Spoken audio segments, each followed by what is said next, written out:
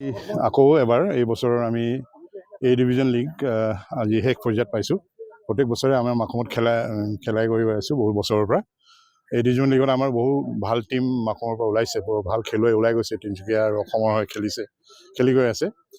যোৱা বছৰ আমাৰ এতিয়া বৰ্তমানে দুটা দল, ছুপাৰ ষ্টাৰ ক্লাব আৰু ছেকেণ্ড এম্ফিবিয়ান ক্লাব তিনিচুকীয়াত ছুপাৰ ডিভিজন খেলি আছে। আৰু এই বছৰ আজিৰ খেল লক্ষীপথাৰ কোচিং চেণ্টাৰ আৰু ডিগবৈ ফুটবল একাডেমি এইবাৰ প্ৰথমবাৰ আমাৰ ইয়াত অংশগ্ৰহণ কৰিছে। দুইটা দলৰ মাজত আজি ফাইনেল খেল অনুষ্ঠিত হৈছে। এই খেল যোনে কোৱালিফাই কৰে সিহঁতি আমাৰ ছুপাৰ ডিভিজনত যাব। আৰু এই খেলখন এখন ৰেজিষ্টাৰ্ড খেল হয়। ইয়াত প্ৰত্যেকবোৰ প্লেয়াৰৰ অসম ফুটবল সন্থাৰ লগত ৰেজিষ্ট্ৰেশ্যন থাকে আৰু ৰেজিষ্টাৰ্ড প্লেয়াৰে খেলিব পাৰে ইয়াত ক্লাবত। তেনেকৈ এই খেলখন আমাৰ কাৰণে বহুত গুৰুত্বপূৰ্ণ, খেলুৱৈৰ কাৰণে খুব গুৰুত্বপূৰ্ণ খেল। এইখনেই এখন মাকুমৰ ভিতৰত আমাৰ ৰেজিষ্টাৰ্ড খেল হয়। ধন্যবাদ। স্পৰ্টছ এছ'চিয়েশ্যনৰ উদ্যোগত এ ডিভিজন লীগ আমি জ্যোতিনগৰ খেলপথাৰত 3 দিনীয়া আয়োজন হ'ল। আমাৰ 8টা মণ্ডলত এই খেল হৈ আছে।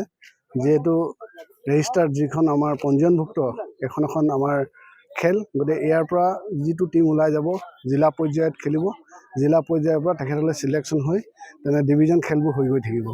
গতিকে এটা সুন্দৰ এইটো আয়োজন জিলা যি ক্ৰীড়া সন্থাই আমাক যিহেতু প্ৰতি বছৰে নিৰ্দেশ দিয়ে আমি পালন কৰোঁ।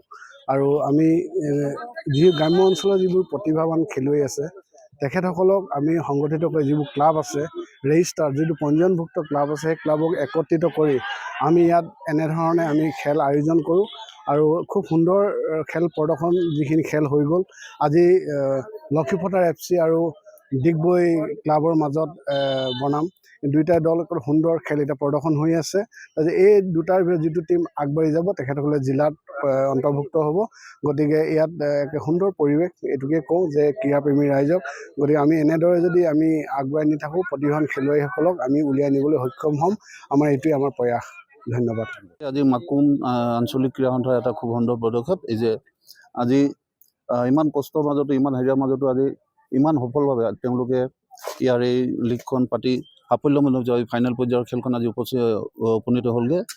আৰু ইয়াৰ পৰা আজি যোনটো দলেই চেম্পিয়ন হ'ব সেই দলটোৱে গৈ আমাৰ তিনিচুকীয়া জিলাৰ যোনখন মূল লীগ পৰ্যায়ত গৈ খেলিবলৈ সক্ষম হ'ব। এখন আমি একচুৱেলি ছুপাৰ ডিভিজন হিচাপে আগতে খেলাইছিলোঁ, যদিও এইবাৰ হ'ব এইখন আমাৰ তিনিচুকীয়া ডিষ্ট্ৰিক্ট লীগ, তিনিচুকীয়া জিলাৰ মূল লীগ হ'ব। তাত টোটেল 8টা দলে অংশগ্ৰহণ কৰিব। তিনিচুকীয়া হ'লেও তিনিচুকীয়া দল 8টা দলে অংশগ্ৰহণ, তাতে ইয়াৰ চেম্পিয়ন দললৈ গৈ খেলিবলৈ সক্ষম হ'ব।